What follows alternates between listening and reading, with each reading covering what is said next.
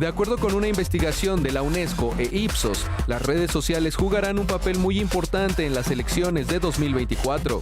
Los resultados arrojaron que más del 50% de la población en los países donde se llevarán a cabo comicios, las personas toman las redes como su principal fuente de información. En Estados Unidos, por ejemplo, ya se ha visto la influencia de la conversación digital y cómo ésta se traslada a las urnas. Ahora en México, un claro ejemplo de cómo las redes y las tendencias golpean a la percepción de los candidatos está el hashtag que vincula al presidente López Obrador con el crimen organizado.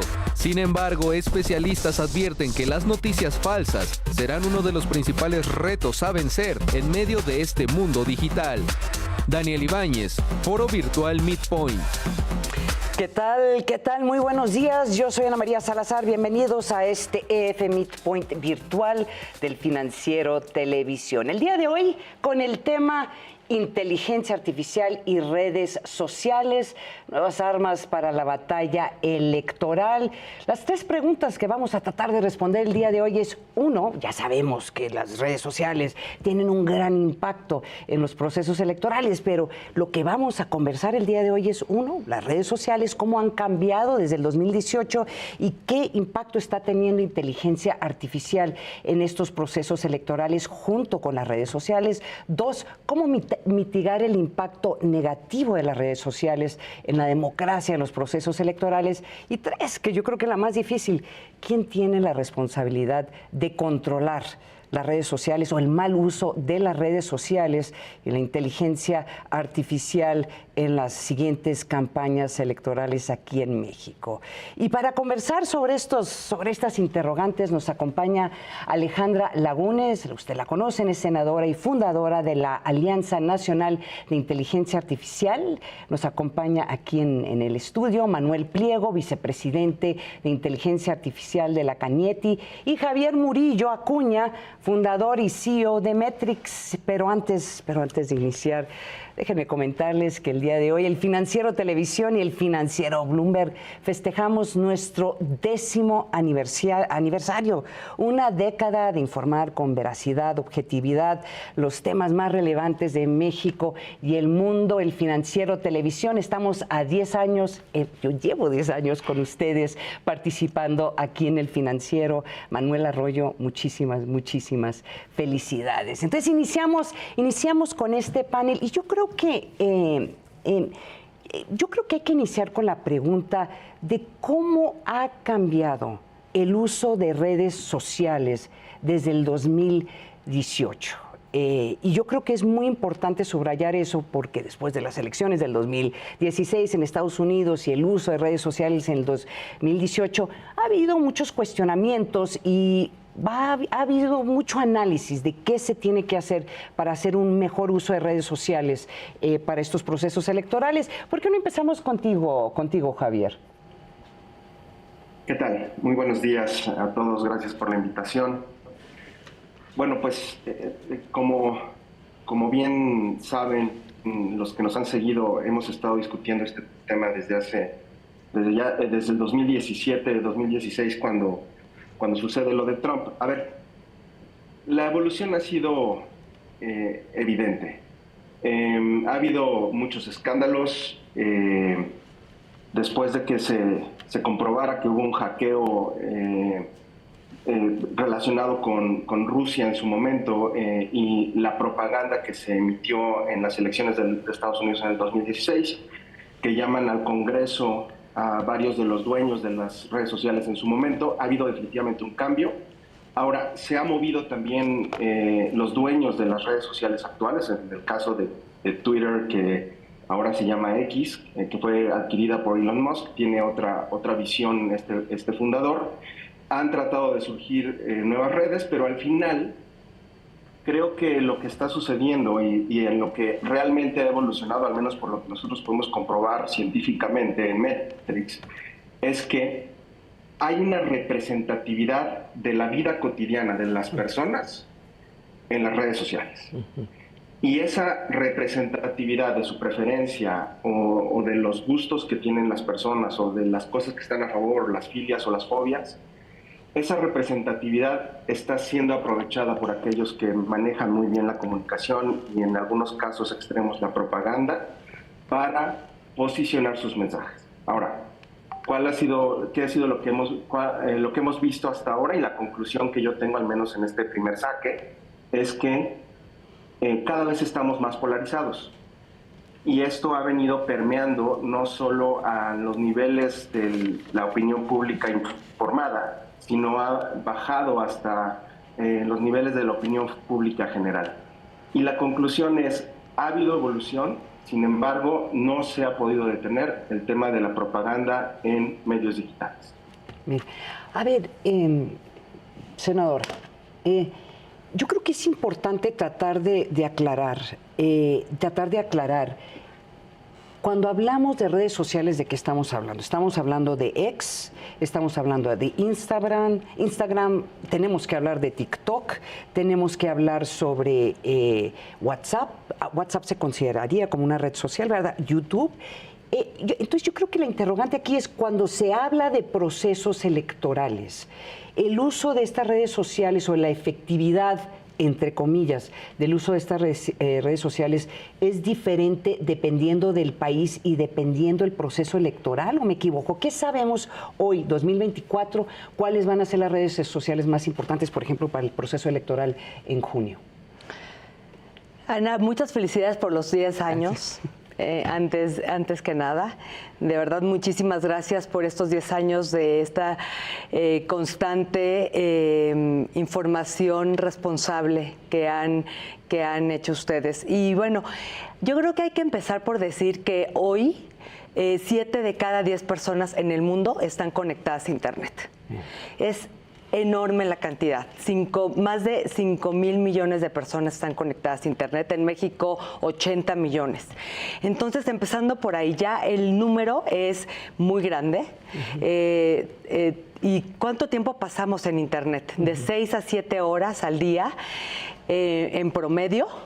Y de estas 7 horas que pasamos al día en promedio, la mitad es en redes sociales. Pero si nos vamos a generaciones jóvenes, el número es realmente impresionante. Los jóvenes pasan entre 8 y 12 horas al día en Internet. Y en redes sociales, entre 6 y 8 horas. Entonces, lo que quiero decir con esto es que estamos todo el tiempo, casi todo el tiempo que estamos despiertos, estamos conectados. Y los jóvenes, casi todo el tiempo que están despiertos, están en redes sociales. Entonces, el impacto que tienen las redes sociales en nuestras vidas, en nuestras decisiones, es sin duda enorme. ¿Qué redes sociales van a tener el mayor impacto durante estas campañas electorales? Pues me parece que Meta es Facebook, es Instagram, es WhatsApp, Microsoft ahora con LinkedIn y con ChatGPT, TikTok, obviamente la red social más utilizada por los jóvenes y bueno, creo que estas son las redes sociales y Google, ¿no? Y Google. Entonces, estas son las redes sociales que van a tener un rol fundamental durante el proceso electoral. ¿Cómo nos vamos a informar? ¿Cómo vamos a tomar decisiones? A través de lo que vamos a consumir en estas redes sociales. ¿Pero hay alguna red en particular que está teniendo más impacto? Por ejemplo, Twitter tiene mucho más impacto en México que, por ejemplo, yo creo que en Estados Unidos. Por lo menos en los procesos electorales anteriores era Facebook el que más o menos definió el tono polarizante del proceso electoral en ese país. Facebook parecería que... Me decían uno de mis hijos, Facebook son para viejitos, mamá. O sea, nosotros estamos en TikTok. Sí, la realidad es que Meta, o sea, Facebook, Instagram y WhatsApp, me parece que abarca a toda la población. Creo que X es una red social que no termina de disparar. Tiene el mismo número más o menos de usuarios que hace varios años. Si bien sí se usa más en México que en otros países. No creo que sea la red social que realmente va a tener un impacto masivo. Las redes sociales con impacto masivo son Meta, es Google, con YouTube y TikTok. A ver, Manuel, desde el punto de vista de la Cañetti, ¿qué tanto se está discutiendo este tema de redes sociales y el papel que están jugando, no solamente en los procesos electorales, sino simple y llanamente en definir a veces la visión que tenemos de nuestro gobierno, de nuestra democracia, de nuestros gobernantes? Hola Ana María, muchísimas gracias por esta invitación a tu programa y felicidades también por los 10 años. Me parece buenísimo, perdón, tu pregunta, porque sí es un tema importantísimo y por supuesto que al interior de Cañetti las empresas le dan muchísima importancia a este tema.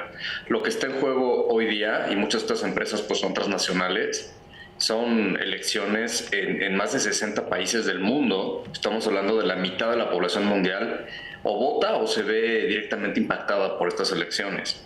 Entonces es un tema trascendental porque hoy día, como decía ahorita la senadora Lagunes, pues vivimos en el mundo digital, estamos ahí todo el tiempo y esto por supuesto que influye en nuestras preferencias, en nuestras ideas. Y ahora con el fenómeno de la inteligencia artificial, pues puede prestarse a una desinformación o a un uso nocivo por ciertos contenidos que pueden afectar el voto de las personas. Entonces lo que está en juego es la democracia y por eso es que los países y sobre todo a nivel empresa hay un verdadero interés en hacer las cosas bien. Ahora, por ejemplo, hay un llamado en esta conferencia de Múnich, en Alemania, sobre seguridad, que está generando este pacto para tener pues un acuerdo donde se busque combatir el uso engañoso de inteligencia artificial en el tema de elecciones. Y hay empresas importantísimas que ya se sumaron, ahorita mencionaron varias, pero podemos nombrar un Amazon, IBM, Microsoft, Meta, Google y redes sociales como LinkedIn y como TikTok que se están sumando también a este acuerdo. Entonces es una prioridad importantísima y pues está en juego la democracia a nivel mundial y en México pues no es la excepción. Y además remarcar que en esta elección van a votar muchísimos jóvenes en México. Es un factor importantísimo la parte joven.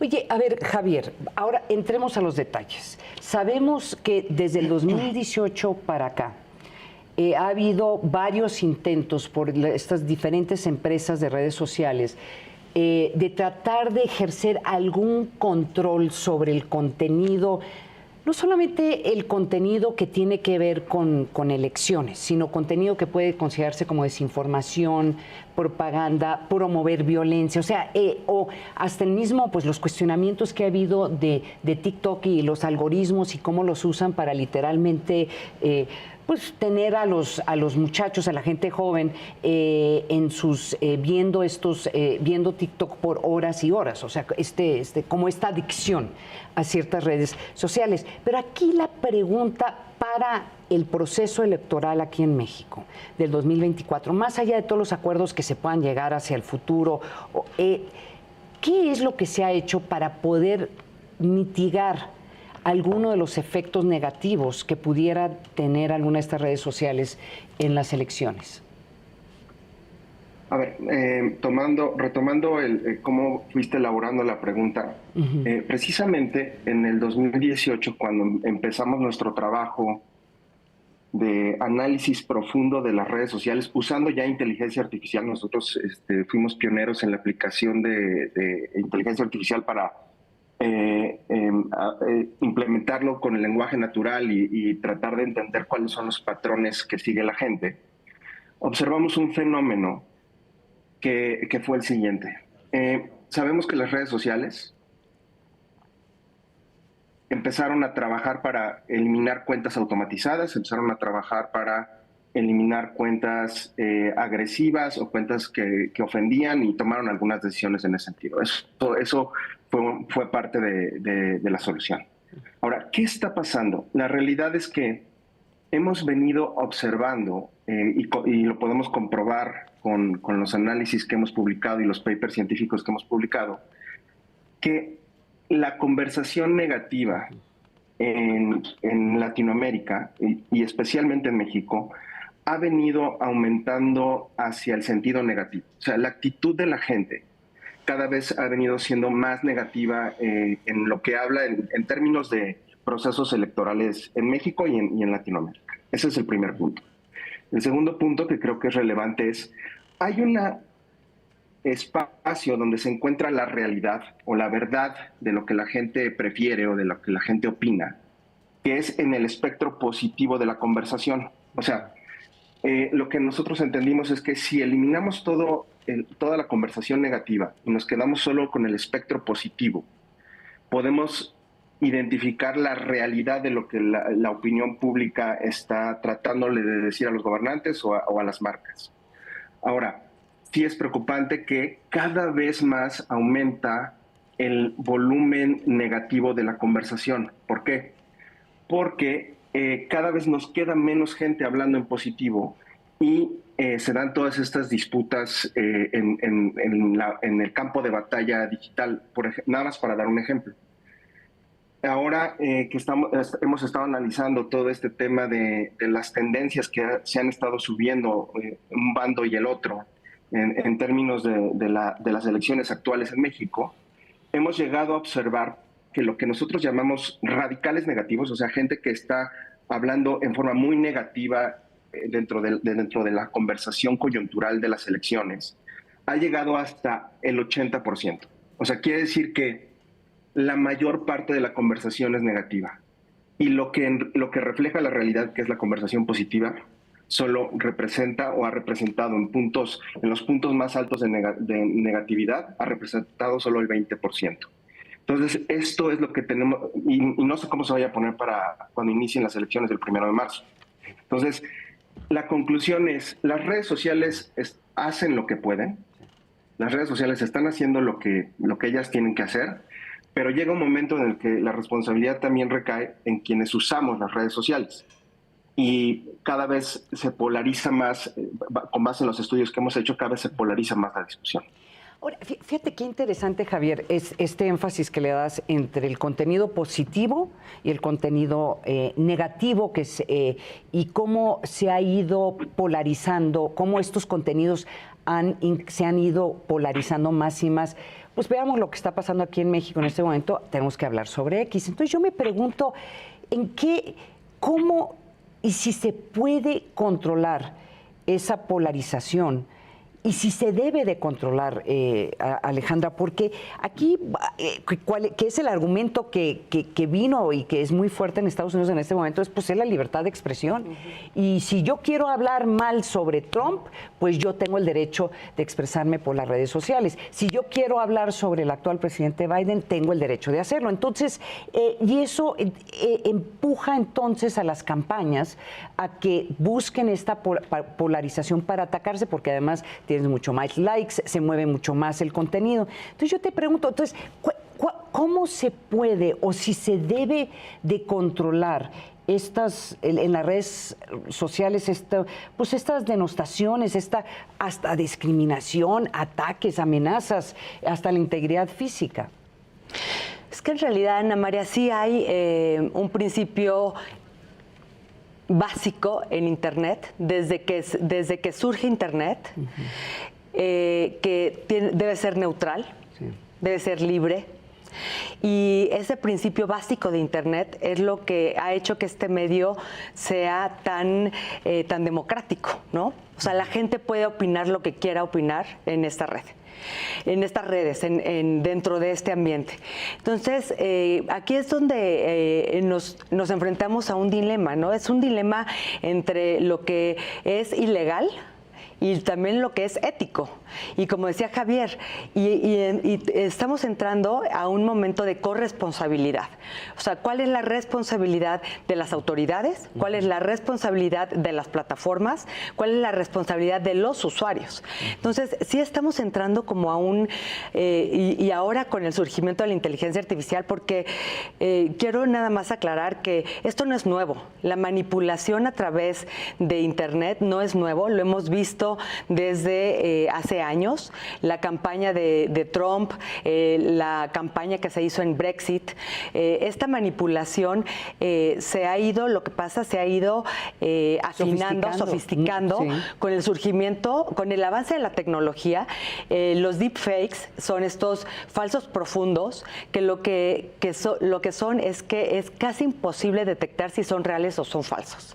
Entonces se ha ido sofisticando esta manipulación, pero entonces estamos enfrentándonos a, bueno, es un espacio libre, es un espacio neutral donde los usuarios pueden decir lo que quieran y subir lo que quieran. Sin embargo, durante este proceso de madurez del uso de Internet, muchas de las empresas se han ido autorregulando, es decir, no permiten que se suba cierto contenido, ¿no? Cierto contenido de violencia, contenido que afecte a ciertos grupos, a ciertas razas. Entonces, estas plataformas se han autorregulado, también han tenido que adaptarse a regulaciones nacionales. En diferentes lugares del mundo hay leyes que prohíben que se publiquen ciertos contenidos. Hay países en los que se controlan por completo, como en China, las redes sociales. Pero entonces estamos frente a un tema muy complejo porque incluso hoy no está regulado los deepfakes. Se nos fue la regulación. Para hacer cualquier reforma a la ley electoral se debió haber hecho en mayo del 2023, cuando todavía no sabíamos que los deepfakes iban a tener un impacto tan profundo en las elecciones. Entonces se nos fue esta regulación y entonces ¿a qué nos estamos enfrentando hoy? Que estamos a semanas de empezar las elecciones, nos estamos enfrentando a que vamos a estar consumiendo información que va a ser muy difícil detectar si va a ser real o no o falsa, y como decía Manuel, las principales plataformas firmaron un acuerdo para poder transparentar el uso de inteligencia artificial. Sin embargo, como usuarios tenemos una gran responsabilidad de qué vamos a compartir, y aquí entra la alfabetización mediática. O sea, frente a un ecosistema poco sano, como lo tenemos en México, como decía Javier, donde el ambiente es muy negativo, ¿qué vamos a hacer, no, como usuarios? Es que aquí el tema ese es el gran debate, ¿verdad, Manuel? ¿Quién tiene la responsabilidad, en cierta forma, de mitigar el impacto que está teniendo la desinformación, los deepfakes, y en esta ruta que ha llevado al país a una polarización importante, no solamente en México, sino en muchas partes del mundo, en donde muchos pues apuntan que pues ese es el problema de las redes sociales, que polarizan a la población. Entonces, cuando esto sucede, los gobiernos miran a las empresas de redes sociales o que tienen redes sociales y les dicen, a ver, ustedes también tienen responsabilidad en poder mitigar el uso incorrecto de las redes sociales, es particularmente cuando tienen un impacto catastrófico en la población, en los resultados electorales, crea desgobernanza. Entonces yo te pregunto, ¿cuál es la responsabilidad de las empresas? ¿Deben de estar identificando todo uso de inteligencia artificial o alguna campaña de desinformación? ¿Bots? Hablando en el caso de X. A ver, ¿cuál es la responsabilidad de las empresas? Pues buenísima pregunta. Yo me sumo a lo que decía ahorita Javier. La mayor parte de la conversación es negativa. Y lo decía muy bien ahorita también la senadora. O sea, hay sistemas, se trata de identificar por parte de las empresas con autorregulación.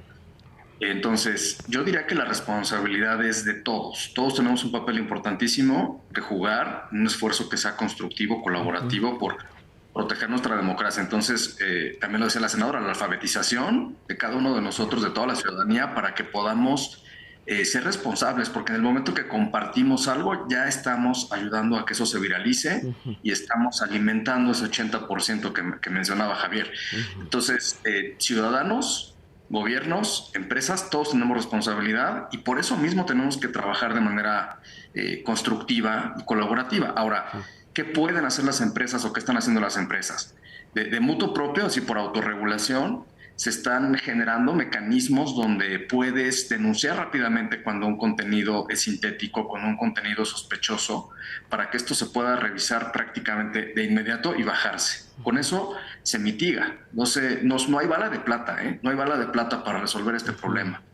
Por lo menos una rápida reacción, una rápida respuesta disminuye esas conversaciones negativas o esos contenidos que buscan engañar a las personas. Entonces, y esa responsabilidad también es de los usuarios al mismo tiempo, porque las redes sociales dependen muchas veces no solamente de algoritmos, sino también de que los mismos usuarios hagan la denuncia y se pueda revisar. Ahora, dentro de este tipo de obligaciones que ya hay en regulación, que entró en vigor, por ejemplo, en febrero, en la ley europea hay una que el dígito es LSD, una ley para servicios digitales, donde pues ya hay multas fuertes a quien provoque desinformación, pero también hay auditorías para las empresas y también las empresas están obligadas a tener estos mecanismos visibles, accesibles, donde se pueda informar. Pero Javier, eso lo que estás mencionando, esa legislación no aplica en México, ¿verdad?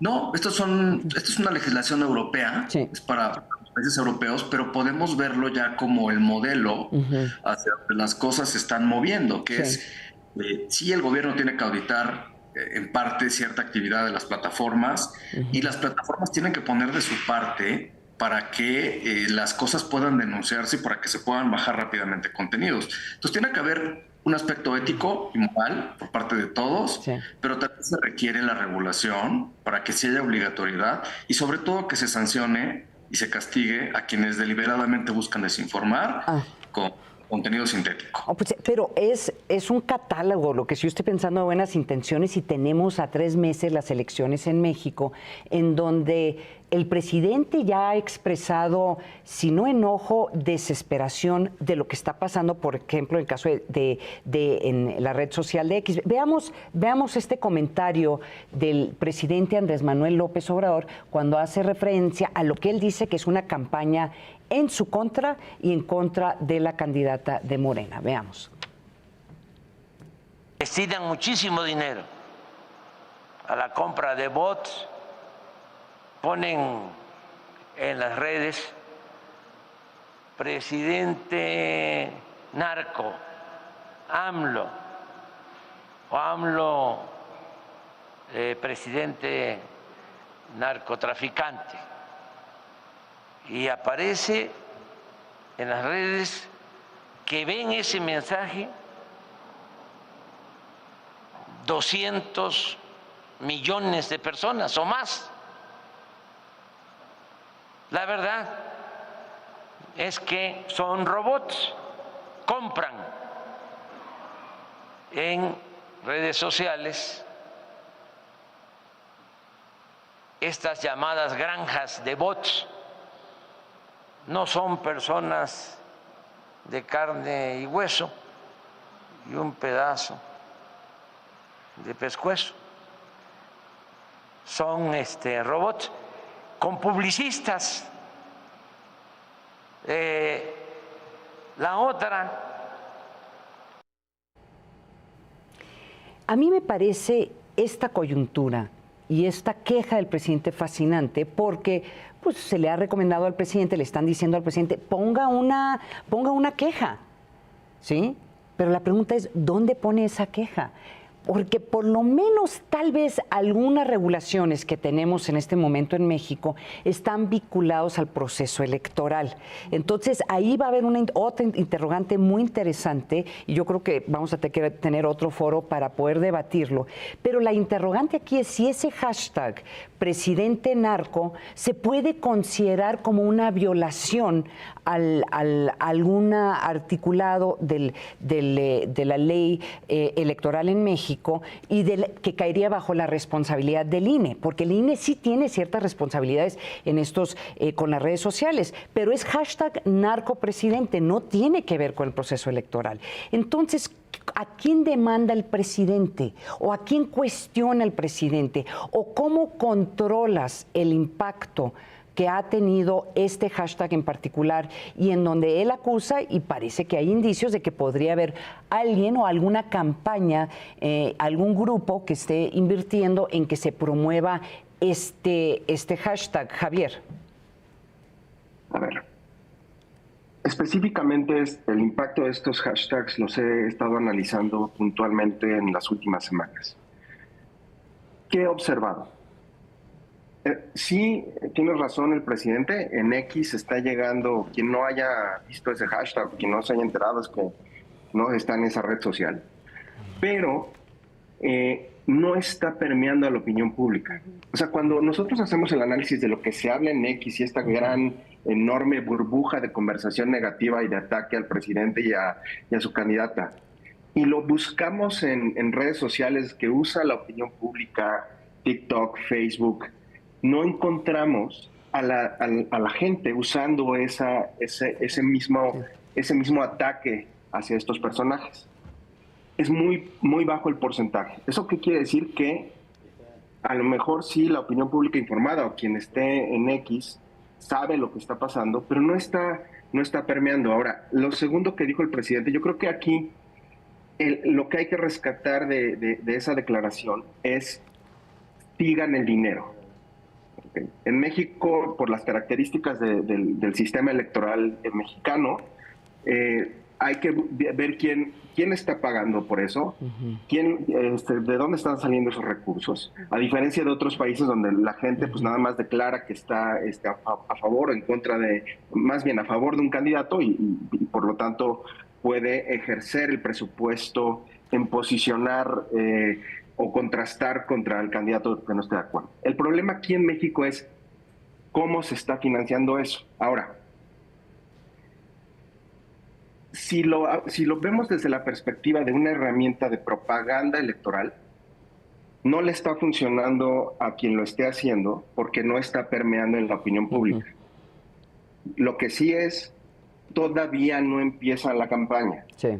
Y el impacto de un posicionamiento en la red social X a veces toma hasta un mes en permear a la opinión pública. Lo que nos han enseñado, lo que sí nos enseñaron ya, es que este va a ser el tema central del ataque al gobierno y del ataque a la candidata del gobierno.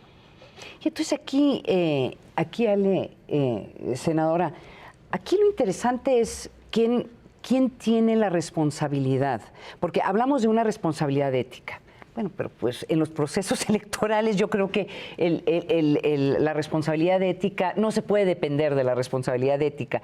Hablamos de la responsabilidad de los ciudadanos de informarse y no tomar a pecho todo lo que están leyendo o viendo en las redes sociales.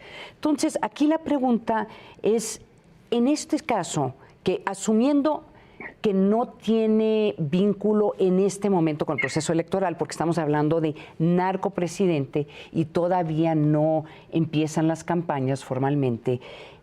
Si llegamos en un mes, cuando inicia la campaña, ¿debería el INE entonces estar con esto investigando quién está financiando estos hashtags? Porque ya estamos en el proceso electoral. Porque a mí me da la impresión que en este momento no hay mucho que pueda hacer la presidencia, el presidente, en lo que está saliendo en X, que no se ve reflejado en otras redes sociales, senadora. Sí, o sea, ya lo dijiste tú, no tiene este hashtag en específico no tiene que ver con el proceso electoral ni con las candidatas y el candidato. Es un ataque al presidente, pero también hay una obligación de transparentar la publicidad política por parte de las redes sociales. O sea, se puede saber si hay dinero en publicidad y de parte de quién. O sea, ¿incluyendo los hashtags? Es que el hashtag, si no tiene publicidad, o sea, se puede posicionar un hashtag con la conversación. Sí. No necesariamente tiene que ser pagado por, pagada. Entonces, tú puedes posicionar un hashtag si muchas personas usan ese hashtag, pero no necesariamente tiene que ver con dinero. Entonces, aquí es donde entramos a esos medio vacíos legales, ¿no? Porque lo que está prohibido legalmente, o sea, en la ley, no se puede, una, divulgar noticias falsas durante la jornada electoral, y dos, no se puede manipular al electorado a través de publicidad en redes sociales. Entonces, las redes sociales, después de que pasó el caso Cambridge Analytica Meta, que fue muy sonado, hubo un cambio muy radical en cómo Meta empieza a usar su plataforma como un mecanismo de transparencia, ¿no? Sí, o sea, la información de transparentar quién está pagando publicidad y sobre todo cuando se trata de campañas políticas. Entonces, sí hay un cambio muy grande en los últimos años en temas de transparencia y en temas de uso de los datos personales que tienen las plataformas. Entonces, ¿quién es responsable? Bueno, el INE será el responsable cuando haya faltas en estos dos temas, ¿no? En manipulación y en desinformación.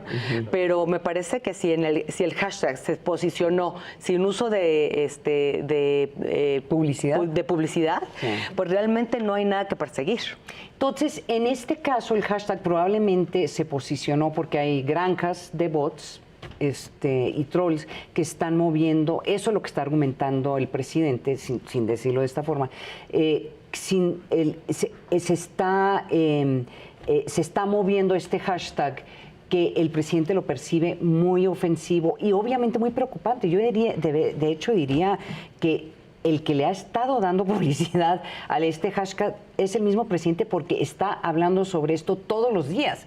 Y nosotros en los medios de comunicación estamos retomando este tema del hashtag por los comentarios que está haciendo casi a diario el presidente López Obrador. Entonces yo te pregunto, Manuel, a ver, reconociendo que el presidente y la molestia del presidente y tal vez la preocupación del presidente que podría haber un proceso de desinformación en su contra, por lo menos en X, es debatible si lo podemos encontrar en las otras redes sociales, ¿qué puede hacer la presidencia ante estas empresas? ¿Sí? ¿Con quién se va? ¿Con Elon Musk? Para decirle, oye, Elon, hay que bajarle a esto, lo digo en broma, ¿no? Pero en verdad, ¿cómo detienes tú una estrategia de desinformación si eres gobierno o si eres una persona? Sí, digo, ahí hay un tema de las empresas, pues es un espacio que se vuelve, aunque sea público la interacción, los usuarios pues, se manejan en un entorno privado, o sea, tienen una relación con la empresa de manera privada. Lo que sucede ahí, pues de alguna manera no puede de alguna manera controlarse y decir, no pueden decir eso porque vas contra la libertad de expresión. Sí. Yo creo que tiene que haber una línea, marcar qué es lo que sí de plano no. Lo que sí de plano no está bien. O sea, tiene que haber una tipificación. O sea, generar un contenido sintético para hacer parecer que una persona dijo algo que no hizo, o que está haciendo algo que no está haciendo. O sea, ese engaño ya burdo, pues sí hay que atacarlo directamente. Ahora, la zona gris... Pero eso, ¿cómo se tipifica? Y te hago esa pregunta porque ahorita si te metes, por ejemplo, en Shorts de YouTube, y creo que también en TikTok, hay supuestamente el presidente López Obrador diciendo inviertan en estos bonos de Pemex o inviertan en algún tema de inversión, que obviamente es falso lo que se está diciendo y probablemente acabe siendo como un fraude de algún tipo. No me metí el link. Pero te comento esto, Javier, porque aquí el tema es, ¿qué van a hacer las empresas? Porque ese es un fraude lo que está sucediendo. Pero se sigue viendo en TikTok, en Shorts de YouTube y lo he visto también creo que en Twitter.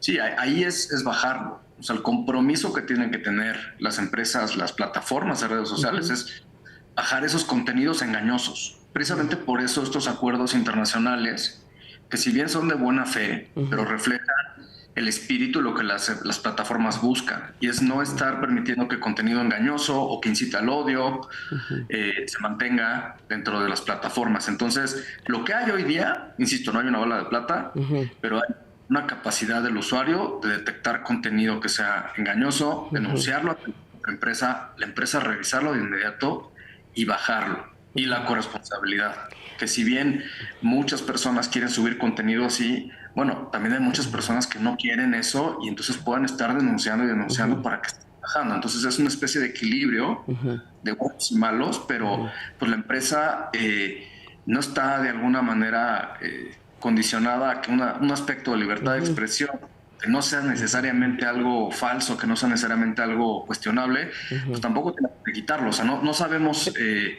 No sabemos si esos hashtags, qué origen tienen, no sabemos quién los está buscando, pero la empresa no puede de alguna manera volverse un juez, ¿no? Totalmente, y decir esto está mal. O sea, hay una zona gris. O sea, esa es la interrogante que les voy a hacer a los tres. O sea, ¿quién decide si es incorrecto o no el uso de este contenido? Por ejemplo, de hecho, los invito a todos que nos están viendo el día de hoy, nos pueden mandar preguntas, ya sea por la plataforma, si entraron a la plataforma del Financiero Televisión, por ahí pueden enviar preguntas. Ahí está en pantalla, pueden ustedes enviarnos preguntas por WhatsApp. Porque, y de hecho ya tenemos algunas, porque aquí muchas de las interrogantes que nos están enviando desde el auditorio es, pues, ¿cuál es la responsabilidad y quién mitiga el impacto? Entonces, una pregunta que nos hace Iván: ¿cuál es la posición del INE sobre el uso no ético de la inteligencia artificial en las campañas? Entonces, aprovechando no solamente la pregunta sobre pues, cuál es la responsabilidad del INE y puede sancionar, pero a lo mejor también podemos entrarle a este debate o esta conversación sobre cómo se está potencializando el uso de inteligencia artificial en las campañas por redes sociales. No sé si quieras tocar ese tema, Javier. O sea, el INE dice si esto es incorrecto o no, o en qué momento lo hace, y tienen los expertos para hacerlo. ¿Quién llama? ¿El INE tiene línea directa con todas estas redes sociales? Como bien dice la senadora Alejandra Lagunes, a todos nos tomó por sorpresa, pero no en México, en el mundo. Esta regulación de los deepfakes y esto nos tomó por sorpresa.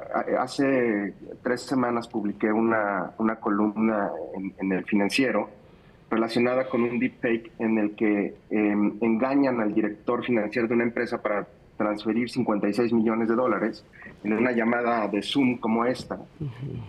El resto de sus colaboradores estaban fakeados con esta plataforma de inteligencia artificial, y él finalmente cayó en la trampa. Entonces, esto es muy complejo. Ahora, el INE, hablando específicamente del INE.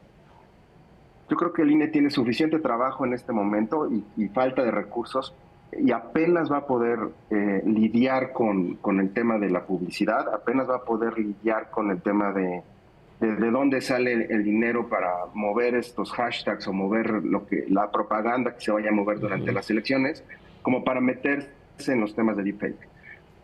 Pienso aquí que la última barrera de defensa seremos los ciudadanos, los ciudadanos de a pie, los usuarios de redes sociales, que en esta ocasión, y mientras no sale algo que sea contundente y en el que no solo prive la buena voluntad de las redes sociales o de las instituciones o del gobierno, hasta que no salga algo que tenga que pueda reglamentar esto que va a suceder con los deepfakes, pues tendremos que apelar a que no nos dejemos engañar, como pasó en Estados Unidos con estas llamadas falsas, con un supuesto Biden que hablaba a que no salieran a votar. Imagínense que en México de repente hay una llamada que entra y simulando ser el presidente López Obrador, invitando a la gente a que salga o no salga a votar, causaría un revuelo el día de la elección. Y eso es un escenario viable. Sí. Ahora, lo que yo estoy escuchando de ustedes tres es que pues aquí la responsabilidad es para el ciudadano de poder diferenciar entre lo que es un deepfake, lo que es información real y lo que es información, lo que es desinformación. Pero esto en un mundo tan polarizado, senadora, lo veo tan difícil? O sea, tiene que haber un mecanismo en donde si se publica un video del presidente Andrés Manuel López Obrador el día de las elecciones diciendo no salgan a votar porque se cancelaron las elecciones, cualquier cosa, pues tiene, obviamente el impacto es catastrófico para el proceso electoral y lo que parecería es que es casi imposible detener a las personas que podrían hacer esto, senadora. Sí, y mira, Ana María, además, MIT sacó un estudio de que la desinformación viaja 6 veces más rápido que la información. O sea que una vez que sale un deepfake, una información falsa, llega 6 veces más lejos que cuando sales, va a salir los equipos de campaña a desmentir, va a llegar demasiado nada más tarde. O sea, ya se va, y el daño muchas veces es irreversible. Entonces, ¿qué nos queda frente a un escenario en el que la desinformación viaja mucho más lejos y más rápido que la información? Y por otro lado, hoy no hay un software o una tecnología que nos permita a los ciudadanos de manera muy fácil instalar una aplicación en nuestro celular y decir, a ver, este contenido es real o es falso. No existe. Ese software que permite verificar que si la información es real o no, es carísimo, lo van a tener muy pocos, quizá algunos gobiernos, pero no está a la mano hoy. Entonces, ¿qué nos queda? Pues sí nos queda buscar las fuentes, verificar fuentes. Hay una responsabilidad muy grande de los medios también, ¿no? Los medios van a ser una fuente de información durante este tiempo de campañas y la responsabilidad que tienen los medios es enorme y los ciudadanos tenemos que ir a los lugares, a las fuentes de información primarias, es decir, a los sitios de las campañas y a los medios que tienen, pues como ustedes, que tienen pues credibilidad. Porque si nos vamos a guiar por lo que leí, lo que me llegó en WhatsApp, lo que leí en Facebook, bueno, entonces sí estamos frente a una amenaza real a la democracia. Entonces, sí nos queda como ciudadanos hacer un análisis crítico de lo que estamos consumiendo en redes sociales. De hecho, creo que con esto, con la respuesta de la senadora, responde a la pregunta de Jaime Villalón, quien nos sugiere, que pregunta, que sugerencias para que pudiéramos aprender a diferenciar entre contenidos sanos y los engañosos. Y yo creo que ese es el gran tema, de nuevo, Emanuel, que creo que vamos a ver más y más presiones hacia las empresas de redes sociales, en donde que asuman más responsabilidad de identificar, por ejemplo, si durante el proceso electoral en México claramente hay una campaña que viene del exterior en contra de uno de los candidatos, pues de aquí que la campaña pueda y haga las acusaciones y puedan obtener la evidencia, creo que deben de asumir alguna responsabilidad las empresas, ¿o no? Sí hay que pedirlo, que las mismas empresas se autorresponsabilicen con autorregulación y que sí, el contenido engañoso sea eliminado y que si hay un interés dañino de desinformar, pues las empresas puedan eliminar esos contenidos. Entonces, sí hay esa intención de parte de las empresas. Lo que sucede es que también hay una zona gris. O sea, hay cosas que no necesariamente tienes una manera de probar que eso es algo falso. Entonces, por eso insisto, tiene que haber una línea y lo que sí es notoriamente falso, sintético, eso se tiene que eliminar. Ahora, lo sintético puede ser identificado, como decía ahorita la senadora, eso es un trabajo en marcha, pero eventualmente se va a llegar ahí, eso es buena noticia, donde va a haber contenido que esté etiquetado como auténtico y va a haber contenido con la famosa marca de agua que refleje que el contenido está hecho de manera sintética.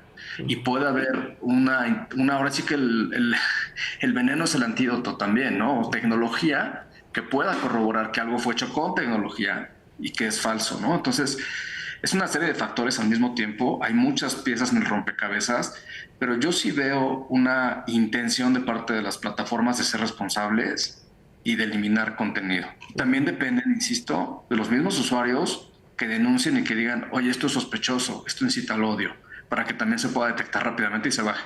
Porque si no se baja rápidamente, pues obviamente el daño que se genera es mayor, ¿no?